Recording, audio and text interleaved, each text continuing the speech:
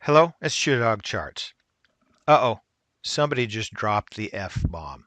So does that mean we're going to toss bad words around like negative cash flow, corporate losses, or increased interest rates? Well, maybe, but it really means that we're 45 days out from the end of 2017, which means hedge funds with 100 million in assets or more have made their 13F filings. 13F filings provide details about hedge fund holdings, offering key insights as to how these top money managers opted to invest their money. So, no matter the economic conditions, we can follow the big buys, and we can also follow where money is flowing. According to Reuters, many hedge funds made fourth quarter bets in the consumer discretionary sector. And the consumer discretionary sector refers to goods which are non-essential, but which consumers will purchase if their income enables them to. And companies in this area benefit when wages rise, so hedge funds investing in this space could be well positioned regardless of inflation concerns.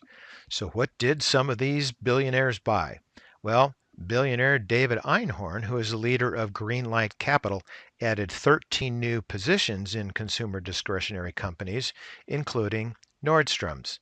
Meanwhile, billionaire Julian Robertson's Tiger Management bought Penske Automotive Group and made investments in rival pizza delivery chains Papa John's International and Domino's Pizza. Bill Ackman, the billionaire head of Pershing Square, bought positions in Nike. And finally, George Soros added the new position Target Corp. It's likely that these top investors recognized significant wage increases as a possible reason for the shift in investment toward consumer discretionary companies. In fact, U.S. wages posted their largest annual increase since the end of 2008.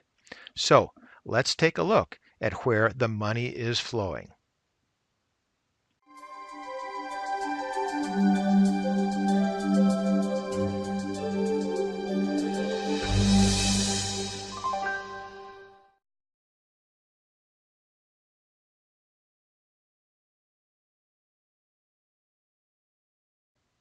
I review the 13F filings for a number of reasons, but primarily it gives you an idea of what these top hedge funds are buying, what companies they're adding positions to, and even what companies that they are selling or cutting some of their positions.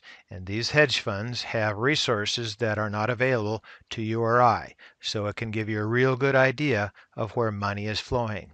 And here we're looking at Monsanto, which is an existing position held by Berkshire Hathaway.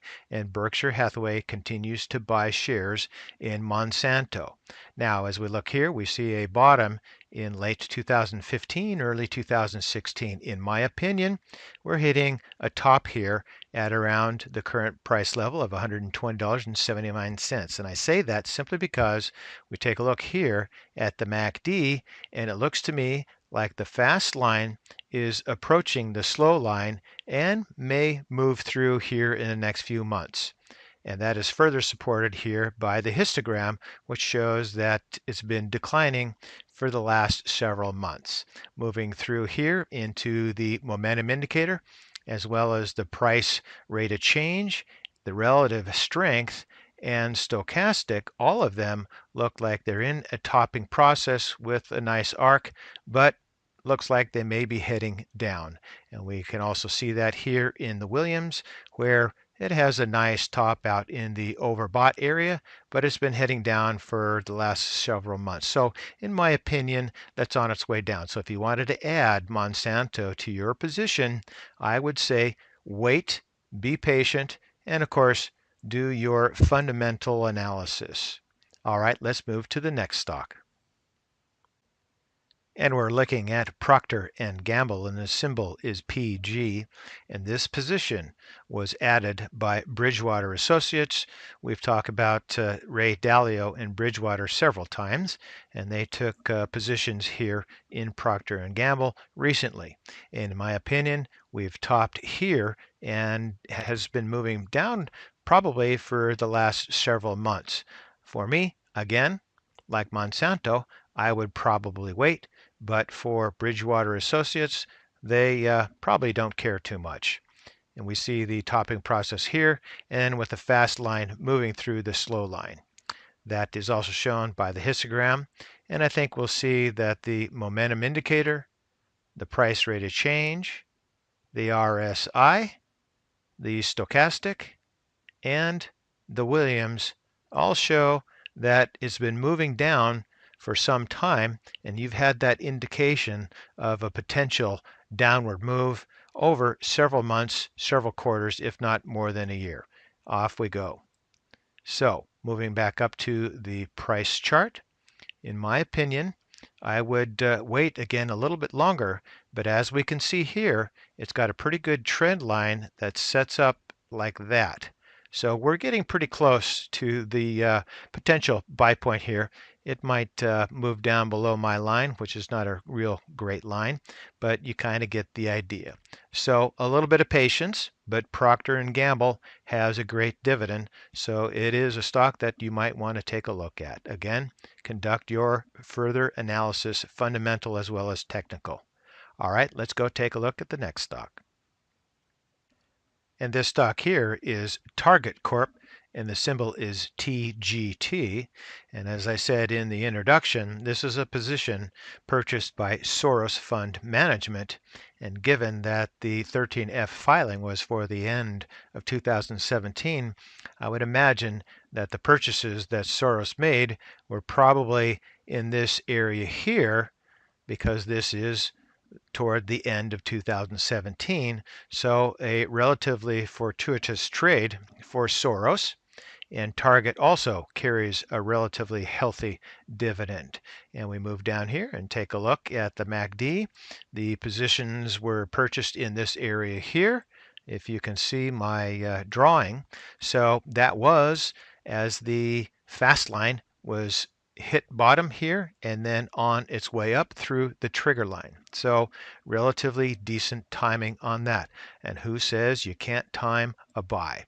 We have the bottom here and then the strong move upward. You see that as well here in the momentum, the price rate of change, the RSI, the stochastic, and the Williams. And let's go back up to the stochastic for a short while here. Again, take a look at this chart. Who says you can't time a buy and a sell on a stock? Look at that pattern. You might not be able to get the absolute high or the absolute low, but to me, it's pretty apparent on the timing and the cycle of that. Moving back up here to the price chart. It looks like we're heading on up, and it looks like Soros, again, the positions were purchased here, has a pretty good profit already built in. So let's move to the next stock. And this next chart here is CVS Health Corp, and the symbol is CVS. And this is a recent purchase by Renaissance Technologies. And it looks like the top was here in mid-2015 with a fairly long consolidation period, contraction here, and a bottoming process from, say, late 2017 into early 2018 at this price there, or level. Moving down into the MACD, we can see that the fast line has not moved through the trigger line, but it does show, in my opinion, a bottoming process. So relatively early for Renaissance Technologies, but not necessarily a bad purchase. We see that the histogram has shown improvement for at least a year or so. And then into the momentum indicator, shows much the same. The price rate of change also shows the bottoming process with the fast line moving through the slow line at this point and heading upward. The RSI as well, good improvement over the past year. And then the stochastic bottoming process and the move up through, down through volume and into the Williams, much the same here. All the way back up to the price chart. And perhaps they're a bit early. Renaissance Technologies is a bit early into the purchase, but with the dividend, they can hold on to this stock. So CVS looks decent, And if you're going to consider it, again, please conduct your further analysis into all the fundamentals. Let's move to the last stock. And this last chart here is Penske Automotive Group. The symbol is PEAG. I wanted to take a look at this chart here for a couple of reasons, simply because there are some similarities that I'll point out that aren't necessarily all that obvious. And this chart really isn't all that compelling to me, but they do have, or it does have, a pretty decent upward trend over the last 10 years or so. But moving down here into the MACD, this is what I wanted to show you. We had the downward move here with a consolidation in 2009, and then the upward move here, and then a slight downward move here, and then off it went through the next several years. Same sort of thing here, though, is a downward move into the consolidation, and then a move back up through the trigger line, and then back down here after a top into perhaps some consolidation. My expectation is here for some consolidation, simply because the movement is hovering around the zero or midline. No guarantees, but that's what I've seen before many times. Shows the same thing here, hovering around the zero or midline on the momentum. The price rate of change the same, right around the midline. It is moving down, but I would expect a consolidation here in that area as well. Relative strength, pretty much the same thing. And you can see the stochastic, it's an attempt to bottom here and perhaps move up just slightly above, again, that midline. Moving down through the volume into the Williams. The Williams is on its way down, but we'll see what happens there. Now, moving on back up to the price chart. Nothing is really compelling to me about this stock per se. It's just I wanted to point out that you need to take a look at those different cycles and look for those similarities. They can pop up anywhere, and when you find them, they can be profitable. So for today, that's ChewDog Charts. Thank you.